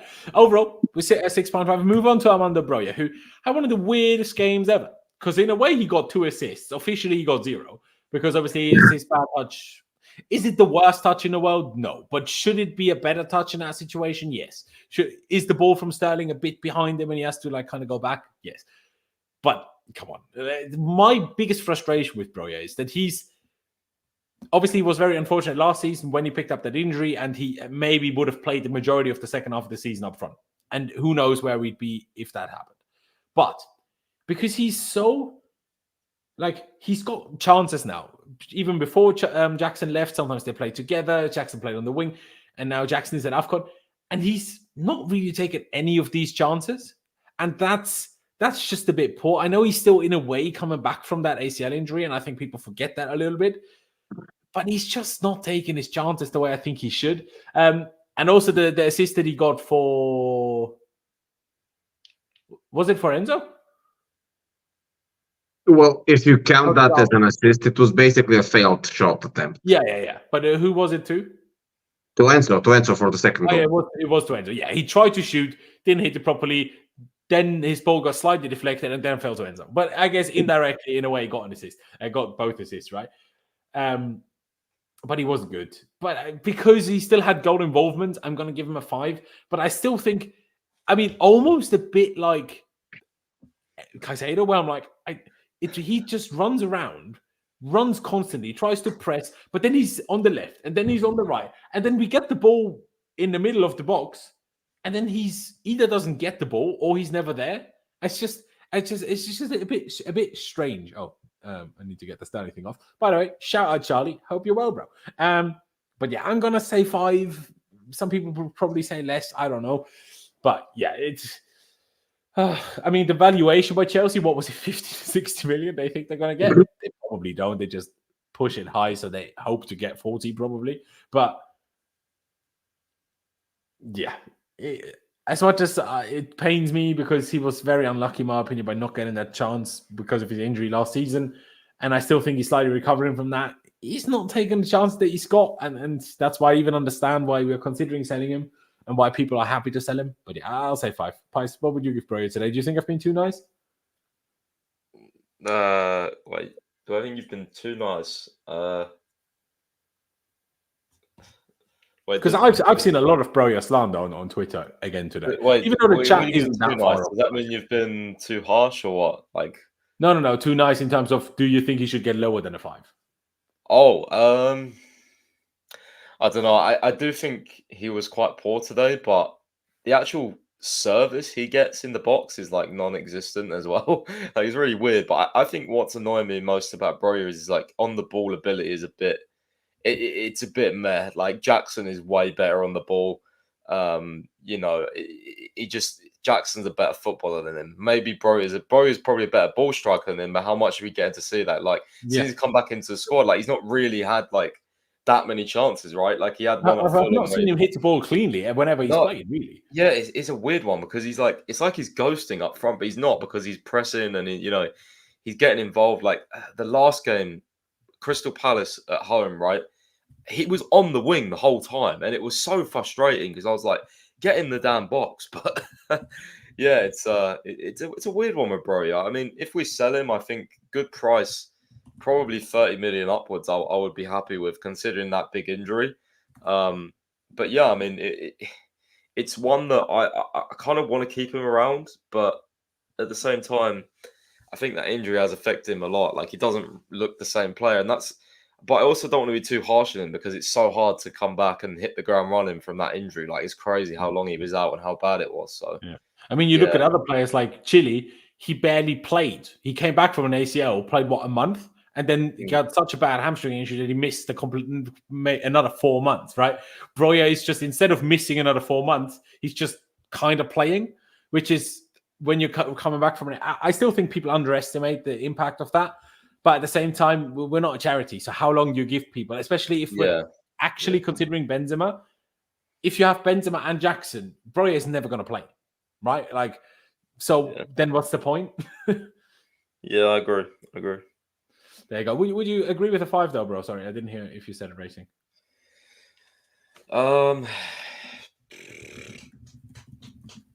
Did he get an assist? Well, not officially he didn't, but unofficially kind of. The own goal was his bad touch, and then they kind of counted it in. Oh yeah, no, I'm not counting that. And the other one was obviously he tried to shoot, kind of mishit it, and it falls to Enzo, and he scored. No, to be fair, I did watch the replay, and he was going to score that, but I mean, I would expect him to. I'll go 5.5. I think I don't want to be too even higher than me. Fair dues. Yeah. I think considering all the context and stuff, I think 5.5. All right, fair dues. Dimitar, a 5 and a 5.5. What would you? I think 5.5. I think generally this comes again to the problem we have no standardized pattern of play for attackers. So most of our goals, if you guys look closely, most of our goals come either from pressing, which we do a lot this season, and the opposition mistakes resulting of that pressing, or we do some kind of play on the wings. So we don't get balls through the middle. And I don't know if we can judge him completely because we see that he doesn't get service. As far as should we sell him, I don't know. In my opinion, it would be best for the club if we make no moves this transfer window. If we just stick with the squad so we can patiently assess who is good at what, who is not good at what, and who do we need to get potential in the summer to make a whole preseason. Because I don't think that getting Benzema or just replacing Broja with someone else would solve our issues, because the problems in midfield will be the same. So I would give him a 5.5. Yeah, like I said, and I think it's kind of not entirely his fault, although he should take his chances. That is 100% the truth. I'll ask one thing in terms of it's not his fault, because a lot of fans, including myself, have been very critical of Jackson sometimes. But Jackson always does more than Broja does. Oh, so, yeah, but Jackson is how does Jackson do more? Jackson is a different type of player, and Jackson, if you watch him closely, he goes sometimes he drifts up and he drifts up to the wings and tries to attack the box from side position, so to say. And Broja is a more of a conventional striker, and conventional strikers need more service, and they need a little bit of more structure behind them because you can't score goals off scraps. That's true. You're right. And we give him scraps, and when Jackson has a bad game, it's basically a game where he stayed in the middle and when he's got no service. When Jackson had a better game, he's tried to go on the wing, he's made a couple of runs, he's run with the ball at his feet. So I think it's the style of play which is Broja's biggest problem right now. Fair enough. Which is also my concern with Osimhen, because obviously while miles better, stylistically kind of similar to Broja, likes to make deep runs, very good at pressing. Okay, I'm not going to say Broja is great in the air, but scored a great header recently. Osimhen is obviously fantastic in the air. Is that the type of striker that's going to flourish in the Premier League, but specifically at Chelsea? I don't know. Anyway, we move on to the subs. Madueke, first and foremost, came on at halftime. I thought he broke his shoulder 5 minutes into it, but somehow kept playing. I don't know if he's fine or what, but it seemed a bit weird because he seemed to be in a lot of... Yeah. He seemed to be irritated, yeah. It didn't seem to pop out. It didn't seem to break his collarbone or anything. Scored the goal. Decent goal. Other than the goal, I thought it was pretty poor. Okay, pretty poor is harsh, but not great, shall I say. He tried to take people on, but it didn't really come up for him. As a sub, because he scored, I'm going to give him a 6.5. Because he played a full half, a normal 6.5. Yeah, I think a 6.5 is fair. Maybe because the goal, I should go a little bit higher. But yeah, I think 6.5 is okay. Without going too deep, because they're only subs, Dimitar, would you go along with that? Yeah, absolutely the same. He did basically nothing apart from that goal, but he scored the goal, so 6.5. There you go. Pais, I know you like Madueke. Is 6.5 too harsh for you, considering he scored? No, I think 6.5 is fine. I think he had a decent impact. Hopefully his shoulder's okay as well, because that looked really bad. Yeah, it did. It really did. Fair enough. A 6.5 for Madueke then. And then I guess the only other one I want to give a rating to is probably Gallagher, who got himself 2 assists, would you believe it? Got the assist for the 5th and the 6th goal. So the 5th was very good movement on the left-hand side. Very good. Cut back to Palmer. And then the second one was a nice through ball to Noni, even though Noni did most of the work. But yeah, getting 2 assists in quite little time. Maybe I should say 6.5, but I'm going to say 7 with a star because he played obviously not a full half. He played quite a bit less. Dimitar, you were trying to say something? Go on. Yeah, I mean the thing he did for the 5th goal was amazing. I actually thought that was Enzo because I was watching the game with a friend of mine. I told him, "Wow, look at what Enzo does. I'm not sure I've seen him do that anywhere." And he said, "No, dude, that's not Enzo." And I was like, "What?" Because the movement looked exactly like what I would expect Enzo to do, actually. So I think that was impressive, and I think he had an impact. So I would say 7 as well. Just quickly, Bobby, we need to stop. Lukaku didn't get bashed because of only what he did on the pitch. Lukaku got bashed because of what he spoke in an interview and then played like he couldn't be bothered. The combination of those 2 things is why Lukaku got bashed that hard. Lukaku still scored. Lukaku still does what Lukaku is good at, holding a ball up, shielding the ball, laying it off.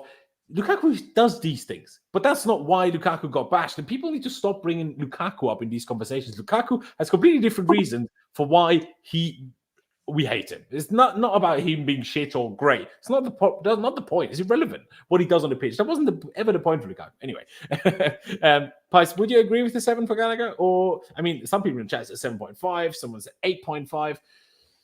I mean, I could see a 7.5, but anything higher than that is a bit much. I think 6.5, to be honest with you. All right, fair. Yeah. I think he was all right, but I don't think he was a 7 or higher. I think he was above average, but 2 assists though. 2 good assists. Yeah, he did. To be fair. Yeah, 7 then. Look back the assist for the 5th goal. That was actually impressive from him. Really, I mean, on his weak foot too. Very good. Yeah. Oh, well, yeah, there you go. Even if you stuck to your 6.5, you're only 0.5 off, so it's basically the same anyway. We're not going to give them ratings, but shout out to Carney Chukwuemeka. I know he got like 1 minute against Fulham, but good to see him back. He also won the ball back in the build up to that 5th goal, so you could see him be involved already. When I look at his stats, got off most of his passes, 2 out of 2 tackles, 2 out of 2 ground duels. I'm a big fan of Carney Chukwuemeka. I hope now that he gets back fit, I hope we get to see him actually. Also, shout out to Leo Castledine. Is it Castledine? Is it Castledine? Is it? I don't know how else to pronounce it. I'm going to go with Castledine, right? Shout out to him. Made his debut for Chelsea today. He's 18 years old, I think. So yeah, big up him. 4 out of 4 accurate passes.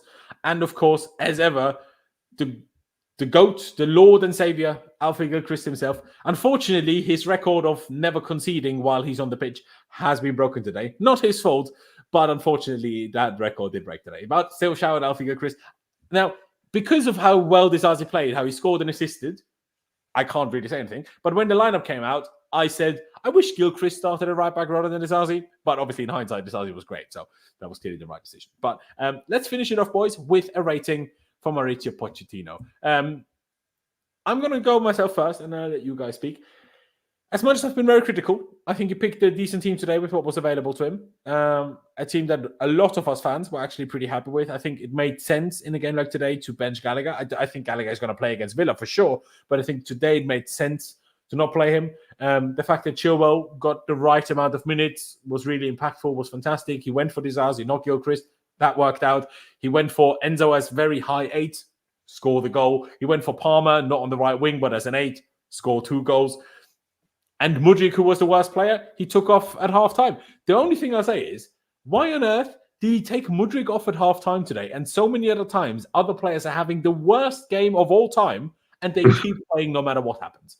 But I swear this is the first time he made a halftime sub that wasn't forced through injury. At least that I can remember anyway. So I don't really know how this happens. But hey, whatever his reasons may have been. In the grand scheme of things, we still got to remember who the opposition was and the fact that we're so happy today because of how hard Poch and the team bottled it 2 weeks ago in the first leg. Let's not forget that. But on the basis of today, good, team well picked, good subs, other than maybe that I think he could have taken Thiago Silva off just to rest him. Yeah, pretty good. I'll say 7.5. I'll say 7.5. Pice, what would you give Pochettino and how would you explain it? It's a weird one because we all sort of think we didn't play that well, but we scored 6 goals. We got the job done. You know what? I'll give him props for the lineup, because I think the lineup was good. It's probably one of the first lineups. Like, for example, I didn't think Mudryk would play, for example. I was quite surprised he started. I didn't think he'd bench Gallagher, but, probably the right decision in this game. I think Gallagher is very dependent on, his impact is very dependent on who we play. Like, we play a deep block team. Probably don't play Gallagher. Probably go with what we did today. We play like a Liverpool or someone. I'd probably start Gallagher in the number 10, So I think he made the right decisions there. And I have to give him props where it's due. I'll probably go with a 7 as my rating just because, it's a great result. But I think he could have also brought on some young players a bit earlier, to be honest with you. I think the game was done. I think Washington should have got a run out, really. Yeah, it's true. If you take Broja off in this scenario, just bring Washington on. Why not? He didn't bring... He made Enzo and Palmer play 90 minutes, right? And also Silva played 90 minutes. So, I don't know. I was just a bit surprised. Yeah. I mean, Caicedo, we don't know if maybe he had a little knock. So, maybe he had to come off. Chilwell definitely... Maybe bring Enzo off. Bring Enzo off for Castledine, 70 minutes. Why not? What... Yeah. You know what I mean? You don't have to play, and this is the problem because he brought him off for Sterling, Enzo. But yeah, but I agree with you though. I agree. Did you say 7.5? Sorry, in rating? No, I said 7. Okay, fair dues. Dimitar, then finish it off for us. A 7.5 and a 7 so far for Pochettino. What would you give him? I thought about an 8 because I think what we again did very well was. We are very aggressive in the final third, and I kind of like that. I don't like we can get the ball through the middle in the final third, but I like our aggression on the press, and I like how players they're beginning to understand, I think, his pressing tactics a little bit better, and and in this match specifically, they were always in the right places, and I think that has to do with the tactics, and we cannot neglect that. I think he made the right subs, and I also thought maybe he should bring on youngsters, but even at 4-0, you have to remember he cannot afford to lose this game. He cannot afford to go out. So it's understandable if he doesn't want to give so many chances to youngsters, because could you imagine if we're 4-0, then he makes 4 subs at halftime or at the 60th minute, and then we go out. Then he would basically be sacked the next day. So I can kind of understand him. If he has that little faith in the young players that could even be a valid option in his mind, this is why I want him sacked, because I don't think he's a project manager. At least he's not acting like it. But the thing is, he has to substitute 22-year-olds with 18-year-olds.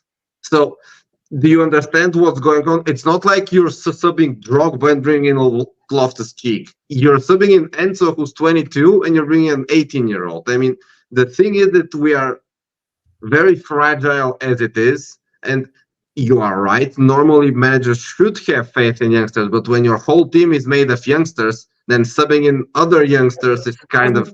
Can you also make the argument that if the whole team is young, the difference to bring in a slightly younger player on is less drastic than when you take Drogba off and bring a young player on? That could also be the case, but I think that the thing is, these youngsters that cost 120 million on the pitch are much more important to play and are much more highly rated than youngsters that cost 0 and are from the academy. So yeah. I also think that Poch knows, okay, almost doesn't matter how some of these youngsters will perform, because I have 115 million Caicedo, 110 million Enzo, and a 60 million Lavia. I mean, which midfielder from the academy is going to be a first team 11 player in the next 5 years?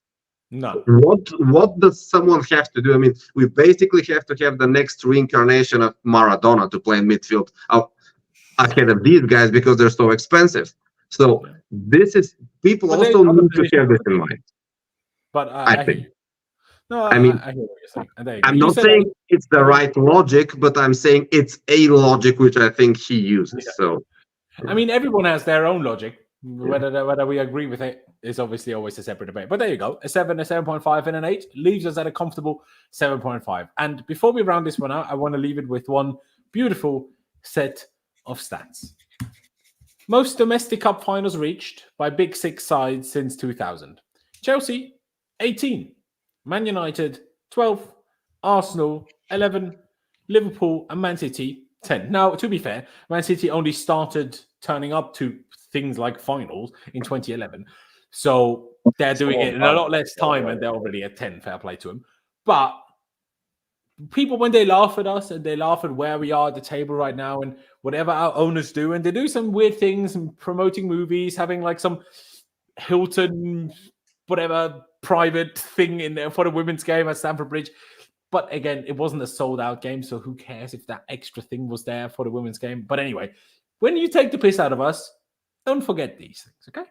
That's all I'm trying to say. Ladies and gentlemen, please do check out Pice's Twitter down in the description below. Of course, check out his website, londonsfirst.com. If you want to read player ratings where Sterling gets a 5, we don't really like Sterling. So if you want to check that out, check it out on londonsfirst.com. But yeah, ladies and gentlemen, subscribe if you haven't already. That would be massively appreciated. Hit that like button on your way out. That would be fantastic. But yeah, thank you guys for watching. Up the Chelsea, upwards and onwards. We're going to Wembley, and we'll see you next time.